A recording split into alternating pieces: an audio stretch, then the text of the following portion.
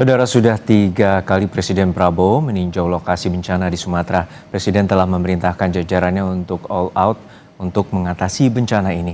Seberapa besar pengaruh kedatangan ke lokasi bencana dan proses percepatan pemulihan di lokasi bencana Sumatera? Apa pesan yang ingin disampaikan Presiden lewat kedatangannya ke lokasi bencana di Sumatera? Kita akan membahasnya bersama anggota Komisi 2 DPR fraksi Partai Golkar, Ahmad Doli Kurnia, dan juga peneliti Posdem Universitas Andalas, Ferry Amsari. Selamat sore Bapak-Bapak, semoga sehat-sehat selalu. Selamat sore. Ya, kita ke Alhamdulillah. Bang Doli. Bang Doli, untuk saat ini sudah 3 pekan, kemudian Presiden juga telah 3 kali mengunjungi Aceh, 3 kali mengunjungi Sumatera Utara, dan saat ini di Sumatera Barat. Porsi saat ini adalah percepatan dan pemulihan selain memberikan bantuan langsung pada warga. Seperti apa Anda melihat bahwa situasi saat ini percepatan dilakukan oleh pemerintah? Iya, saya kira ini satu tindakan yang konkret ya. Jadi Presiden hands on, jadi mengambil alih langsung proses penanggulangan bencana yang ada di 3 provinsi itu. Dan tadi seperti diketahui, ya sudah berkali-kali sebetulnya bolak-balik mundar-mandir, dan tidak hanya seorang presiden, tapi kehadiran presiden itu kan pasti diikuti menteri-menterinya, dan kemudian ketika presiden pulang pun menteri-menterinya juga saling bergantian. Nah, jadi artinya perhatian terhadap masyarakat kita di sana itu cukup serius dilakukan oleh pemerintah kita ya. Nah, saya waktu itu kan juga sempat ada diskusi ya tentang apakah perlu eh, penetapan status bencana nasional atau tidak gitu ya. Nah, menurut saya dengan kehadiran presiden eh, yang sudah berkali-kali dan menunjukkan atensi penuhnya itu, saya kira ya perdebatan itu menurut saya menjadi tidak penting. Nah, yang penting adalah apa yang kemudian dilakukan oleh presiden ini itu ditindaklanjuti oleh jalan tingkat berikutnya, dan kemudian bisa terlihat progresnya. Nah, Ya, kita oke. bisa bagi ya. Dulu misalnya di awal-awal bencana itu tentu yang diupayakan adalah penyelamatan manusianya ya. Dan kalaupun kemudian ada korban jiwa, ya itu diketahui, dicari, ada yang hilang dicari, dan kemudian diurus dengan baik. Ya. Nah, sekarang ini kan tahapan pemulihan ya.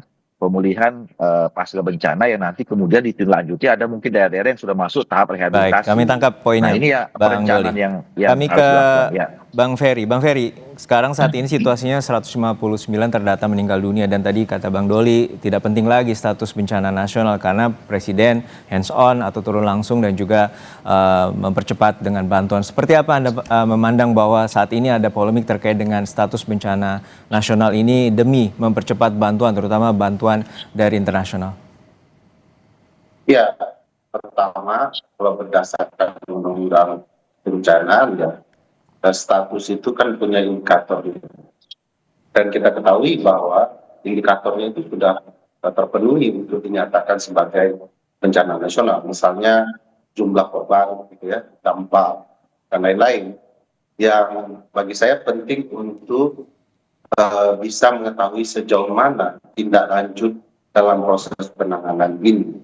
Karena begitu ditetapkan sebagai bencana nasional, dan itu tanggung jawabnya beralih kepada pemerintah pusat, baik kemudian fungsi koordinasi penanggulangan maupun sebagai pemimpin penanggulangan itu sendiri. Dan kita ketahui lah beban anggaran ini tentu akan kembali kepada pusat. Yang menurut saya di sana letak permasalahannya ya, karena kebutuhan anggaran yang sangat minim, keberadaan anggaran yang sangat minim, sementara kebutuhan anggaran sangat besar. Kedua, kedatangan presiden itu kan menyembuhkan luka psikologi di tempat yang dikunjungi presiden, tetapi tidak akan pernah secara utuh menyembuhkan luka itu, apalagi yang tidak didatangi. Nah, saya tidak melihat ya peran presiden yang sangat strategis terkait penanggulangan ini. Sampai hari ini presiden tidak menjelaskan apa strateginya sebagai kepala negara, kepala pemerintahan dalam penanggulangan bencana.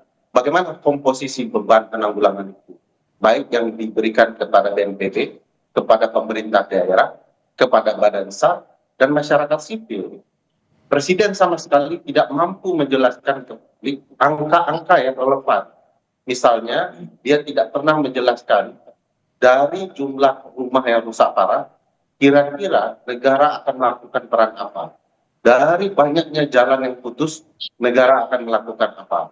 Oke. Kira-kira dari jumlah orang-orang yang kemudian terkena dampak mentalitasnya, apa peran negara untuk melakukan healing? Presiden kan tidak mungkin hanya sekedar makan di tempat pengungsian, karena Oke, itu juga kami tangkap. bukan jatah presiden harusnya itu. Tetapi Baik. bagaimana presiden memastikan agar makanan dan kebutuhan logistik orang-orang yang berada di daerah-daerah belum Iya, baik. tersentuh betul-betul sudah mampu diberikan oleh negara.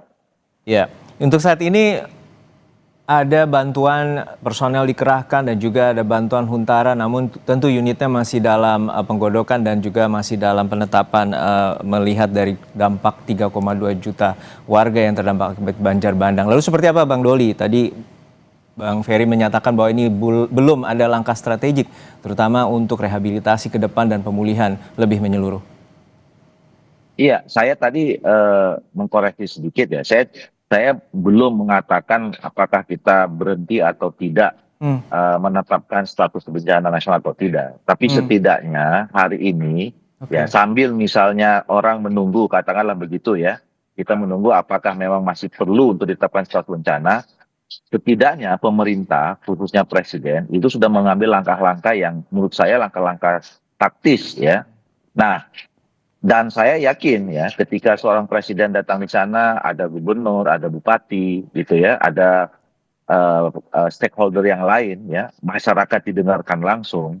Ya, saya berkeyakinan sekali sebetulnya pasti akan sudah ada pembicaraan-pembicaraan yang lebih konkret bicara tentang bagaimana mengatasi Oke.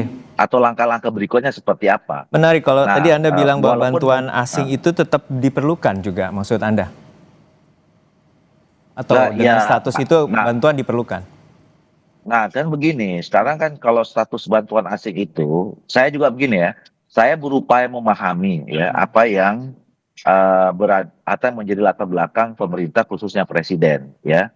Kan berkali-kali mengatakan Pak Presiden mengatakan bahwa kita negara yang besar ya, kalaupun kemudian kita diterpa masalah diuji oleh bencana, kita harus yakin kita bisa menyelesaikannya dengan tangan sendiri, kira-kira begitu.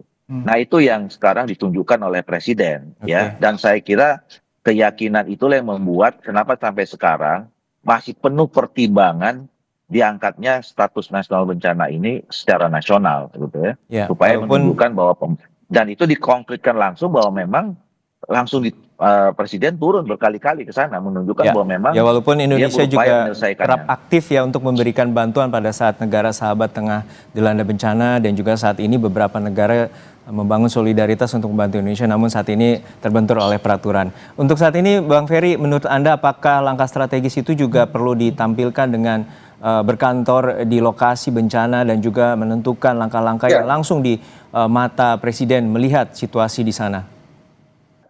Ya, tentu pertimbangan berkantor di lokasi itu bicara soal bagaimana menanggulangi bencana yang secara teknis bisa dilakukan oleh presiden dengan anak buahnya yang sangat banyak.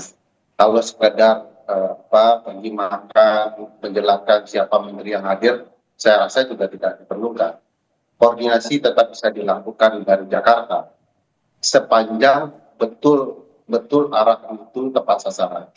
Kedua, kita tahu ada banyak kebimbangan besar presiden dalam konteks kasus penanggulangan bencana ini.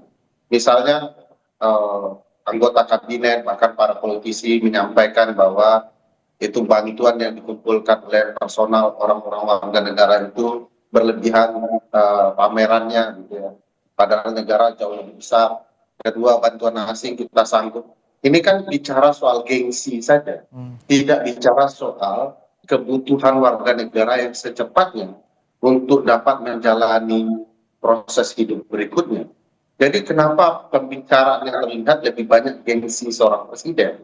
Bagi saya pemimpin yang baik itu adalah yang akan menyampaikan, bahkan dia akan Maksudnya memohon Anda kepada menilai bahwa Presiden belum menyerap negara aspirasi tetangga. dari masyarakat gitu?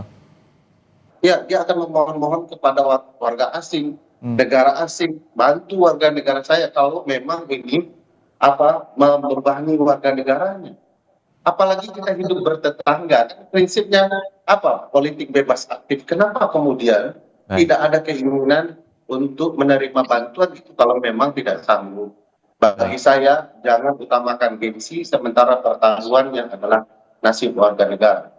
Baik, kita nantikan bagaimana komitmen pemerintah untuk mempercepat memberikan bantuan terutama yang terdampak dan juga yang terisolasi hingga saat ini untuk mendapatkan bantuan makanan, medis dan juga obat-obatan. Terima kasih sekali lagi Bang Ferry Amsari, peneliti Posca Universitas Andalas, dan juga Bang Ahmad Doli Kurnia, anggota Komisi 2 DPR fraksi Partai Golkar. Sehat-sehat selalu Bapak-Bapak.